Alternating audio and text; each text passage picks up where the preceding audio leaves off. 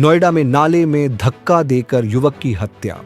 1500 रुपये के विवाद में हुई दिल दहला देने वाली वारदात। नोएडा सेक्टर 64 थाना फेज 3 क्षेत्र में एक सनसनीखेज मामला सामने आया है, जिसमें 35 वर्षीय राहुल की नाले में धक्का देकर हत्या कर दी गई। मृतक और आरोपी रविंद्र दोनों फुटपाथ पर रहते और सोते थे। पुलिस के मुताबिक यह विवाद 1500 रुपये के लेन देन को लेकर हुआ। आरोपी रविंद्र ने छोटी सी बहस के दौरान गुस्से में आकर राहुल को नाले में धक्का दे दिया, जिससे उसकी मौके पर ही मौत हो गई। घटना के बाद आरोपी रविंद्र फरार हो गया था, लेकिन पुलिस ने त्वरित कार्रवाई करते हुए उसे हिरासत में ले लिया। पुलिस ने मृतक का शव कब्जे में लेकर पोस्टमार्टम के लिए भेज दिया है। DCP central zone Shakti Mohan Awasthi ने कहा कि आरोपी को गिरफ्तार कर लिया गया है और जल्द ही न्यायालय में पेश किया जाएगा। आज दिनांक 26 फरवरी 2026 को थाना फेज 3 क्षेत्र के अंतर्गत एक डेड बॉडी मिलने की सूचना प्राप्त हुई। तत्काल में पुलिस अधिकारीगण और टीम मौके पर पहुंची और मृतक की पहचान राहुल नाम के व्यक्ति, जिसकी उम्र लगभग 35 वर्ष है, उसकी हुई।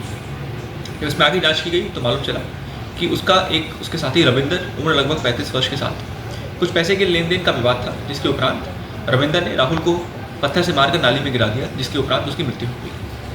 अभियुक्त रविंदर को न्यायिक हिरासत में भेजा जा रहा है, हिरासत में है, अन्य विधिक कार्रवाई प्रचलित है। रोहिणी में सनसनीखेज हत्याकांड का खुलासा। उधार के 4 लाख रुपये बने हत्या की वजह। बाहरी दिल्ली के रोहिणी जिले के अमन विहार थाना पुलिस ने एक ब्लाइंड मर्डर की गुत्थी सुलझाते हुए 2 सगे भाइयों को गिरफ्तार किया है। आरोपियों ने कर्ज के बोझ से परेशान होकर 50 वर्षीय अजय कुमार की हत्या कर दी थी और शव को नजफगढ़ नाला में फेंक दिया था। पीड़ित से आरोपियों ने 4 लाख रुपए कर्ज ले रखा था। गिरफ्तार आरोपी सोनू प्रेमनगर 3 किराड़ी सुलेमान नगर में होटल चलाता है, जबकि उसका छोटा भाई महबूब अली होटल के काम में हाथ बटाता था। दोनों सगे भाई हैं। पुलिस अधिकारियों के मुताबिक कर्ज से छुटकारा पाने के लिए रची गई यह साजिश आखिरकार कानून के शिकंजे में आ गई। अभी बीते 20 तारीख को अमन विहार थाने में एक व्यक्ति की मिसिंग दर्ज की गई, जिसके हिसाब से ये अजय कुमार जी थे। अजय कुमार सन ऑफ श्री जयचंद, ये रोहिणी सेक्टर 20 के रहने वाले हैं। तो इनके भाई साहब विजय कुमार जी ने इनकी मिसिंग दर्ज करवाई थी। तो इस मामले में अमन विहार की पुलिस इनको तलाश करती रही, लेकिन 20 से लेकर 23 तक इसमें कोई सुराग नहीं मिला। प्रयास इनके जारी रहे। 23 तारीख को इनके भाई विजय कुमार जी के शिकायत पे इसमें किडनैपिंग का मसला दर्ज किया गया और उसके बाद फिर इन्वेस्टिगेशन टीम बनाकर इस मसले को इन्वेस्टिगेट किया गया ठीक से।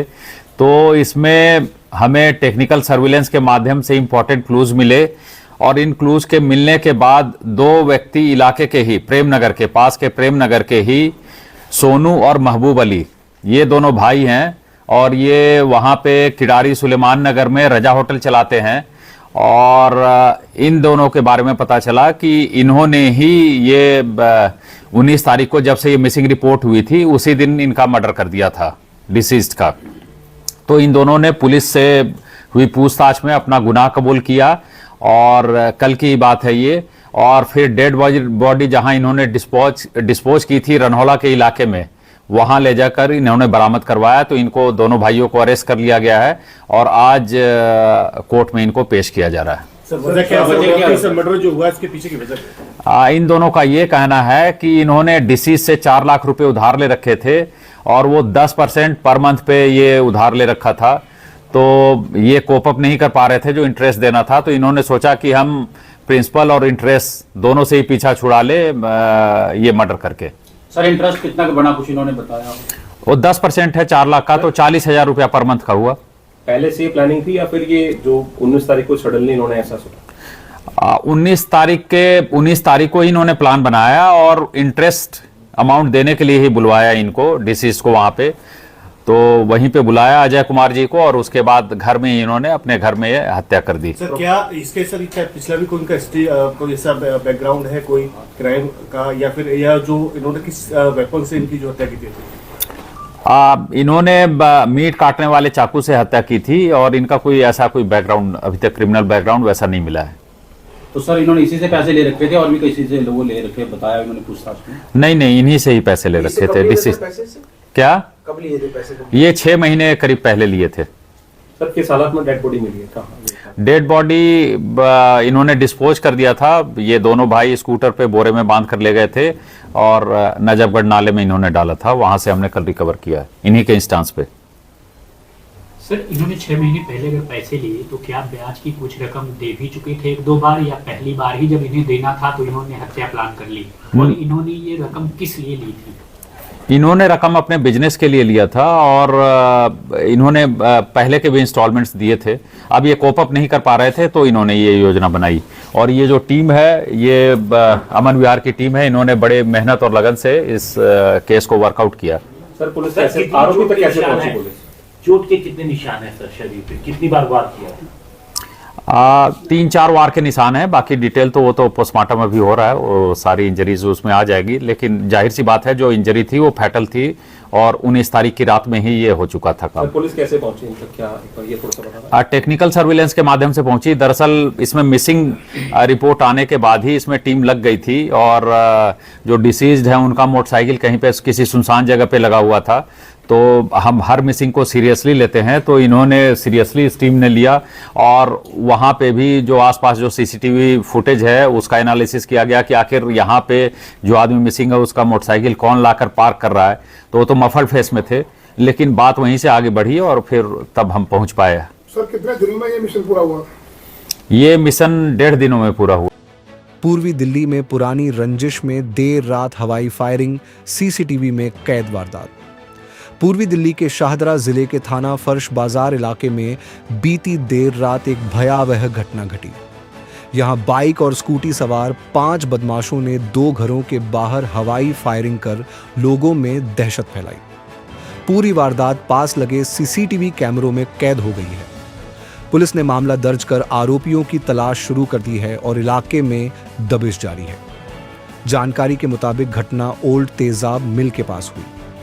मोहम्मद अकरम और 29 वर्षीय तालिब पुत्र इकराम के घर के बाहर रात करीब 1:30 बजे 5 बदमाश पहुंचे। प्रत्यक्षदर्शियों ने बताया कि 2 हमलावर मोटरसाइकिल पर और 3 स्कूटी पर सवार थे। घर के सामने रुकते ही 2 बदमाशों ने पिस्तौल निकाली और एक राउंड फायर किया। इसके बाद सभी आरोपी मौके से फरार हो गए। सर मेरा नाम अकरम है। अकरम जी, क्या घटना हुई थी रात को? सर कल रात को 1:10 पे 2 उधर से सवार बाइक पे 5 लड़के थे, एक स्कूटी पे 3 लड़के थे और बाइक पे 2 लड़के थे। उधर से आए और हमारे घर के बाहर खड़े होकर गाली उतार दी। मैं झांक के देखा तो ऊपर से उन्होंने फायरिंग करी और कहते हैं डराने की धमकी, गाली दी, धमकी दी उन्होंने। और सर ये अब से 2-3 महीने पहले बच्चों को झगड़ा होता है हमारे मोहल्ले में, उनका आपस में बैठ के फैसला होता, बड़े छोटों ने कहा दिया था। और सर उसके लड़के के जो दोस्त के फेवर में आए थे लड़के, वो हमको उन पर शोभा है कि उन लड़कों ने ये प्रयास न करा हो कि हमारे को डराने की धमकाने की जो कोशिश करी है।